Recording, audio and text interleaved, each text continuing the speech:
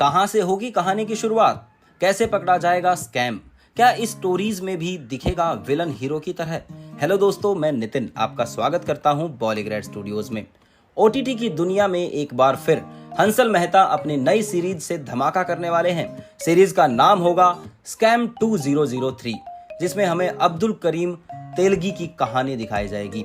Series हमको इसी साल सोनी लिव पर दिखाई दे सकती है। बात करें सीरीज की कहानी की, तो स्टोरी की शुरुआत हमें अब्दुल के स्ट्रगल से होते हुए दिखाई दे सकती है, जब वो कर्नाटका में रह के अपनी जिंदगी जी रहे थे और बाद में कैसे उनकी लाइफ में आया बदलाव और वो मुंबई आते हैं और फिर कैसे शुरू होता है उनका ये स्टैम्प पेपर के स्कैम का सिलसिला। कहानी में हमें सब कुछ बारीकी से देखने को मिल सकता है। आखिर क्या बदलाव हुए जिनकी वजह से उन्हें ये कदम उठाना पड़ा, या कैसे उन्होंने ये तरकीब लगाई और बन गए इतने बड़े स्कैम के मास्टरमाइंड। जिस भी चीज की शुरुआत होती है उसका कहीं ना कहीं और कभी ना कभी अंत होता भी है। ऐसा ही अब्दुल का स्कैम जब शुरू हुआ तो उसको भी खत्म होना ही था, जो कि हुआ भी। तेलगी का स्कैम 2001 में आखिरकार गवर्नमेंट द्वारा पकड़ा गया, जब 2 लोगों के डॉक्यूमेंट्स में फेक स्टैंप बेंगलुरु में पकड़े गए, जिसके बाद गवर्नमेंट ने इस स्कैम पर अपनी रोशनी डाली और जब इस स्कैम के चिट्ठे खुलने शुरू हुए तब जाके पता लगा कि ये स्कैम कुछ लाखों का नहीं बल्कि पूरे 30,000 करोड़ का स्कैम था, जो पोस्ट स्टैंप की दुनिया में सबसे बड़ा स्कैम माना जाता है। अब्दुल करीम तेलगी के ऊपर तब की गवर्नमेंट ने पूरी जांच करी और इस जांच का अंजाम दिया central bureau of investigation (CBI) ने।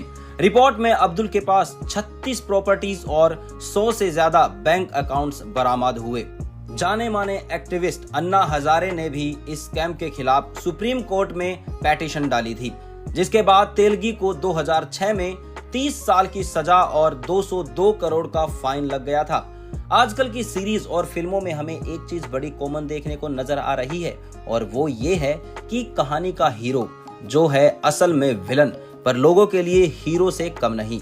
मतलब लोगों को अब विलन टाइप हीरो ज्यादा पसंद आने लगे हैं। अब स्कैम 1992 की स्टोरीज को ही ले लो। सीरीज में असली कहानी दिखाई गई, सीरीज में दिखाया गया स्कैम भी असली, पर लोगों को सीरीज के मेन लीड से दुश्मनी नहीं बल्कि प्यार हो गया, क्योंकि सीरीज में उसके कैरेक्टर को एज अ हीरो दिखाया गया, जिसने किया गलत पर किया इतने डैशिंग तरीके से कि लोग उनके फैन हो गए।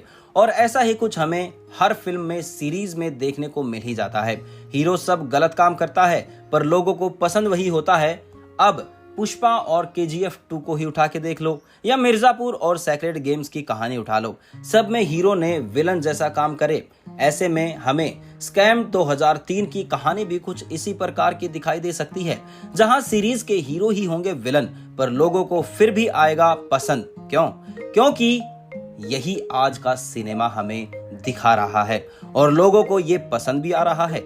आपको क्या लगता है, क्या हीरो का विलन होना लोगों को आ रहा है कुछ ज्यादा पसंद? क्या इससे लोगों की सोच पर होगा गलत असर? कमेंट में बताइए। वीडियो को लाइक, शेयर और चैनल को सब्सक्राइब करिए। धन्यवाद।